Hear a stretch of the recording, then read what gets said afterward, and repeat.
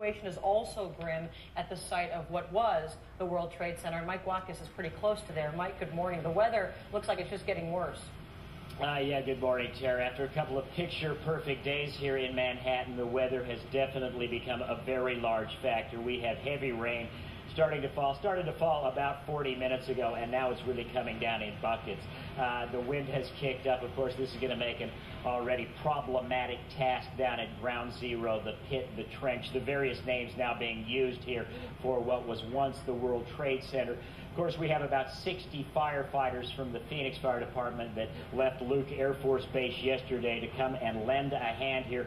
They bring a great deal of expertise in the urban search and rescue, search and recovery mode. These guys know a lot about that. They were in Oklahoma City. They were in California after the Northridge earthquake. They're going to be joining. We understand they're over in New Jersey being briefed right now. They should be coming here, probably getting involved in the actual effort sometime later today, perhaps tomorrow. That, according to our dear friend Bob Kahn with the Phoenix Fire Department.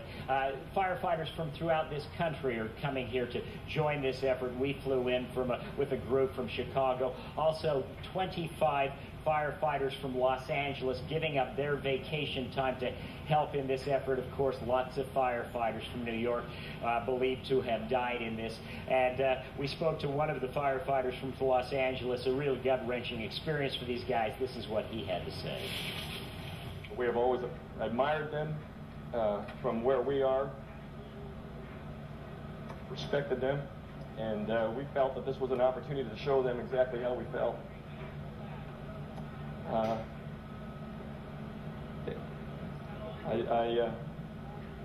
sorry, it's really difficult for me to describe it.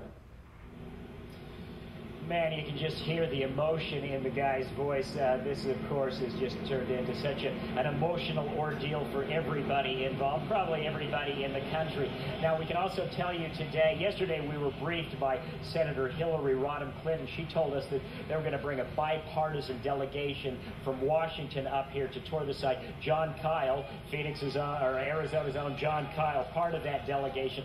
They're going to be touring the site. Of course, one of the great noble things about this whole thing is the bipartisanship that we have seen coming out of Washington. Money being allotted, and of course, taking care of the military and security concerns. But this bipartisan group now touring the site. We also understand later today that British Prime Minister Tony Blair will be touring the site.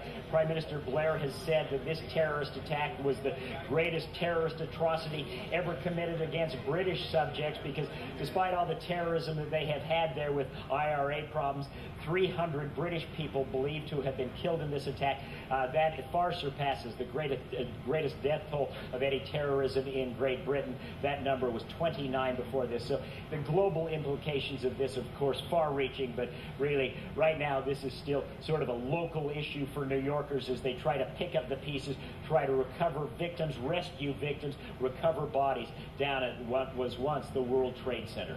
Hey, Mike, you've been spending the night there, obviously, and that city has such a thriving nightlife. But what has it been like at nighttime?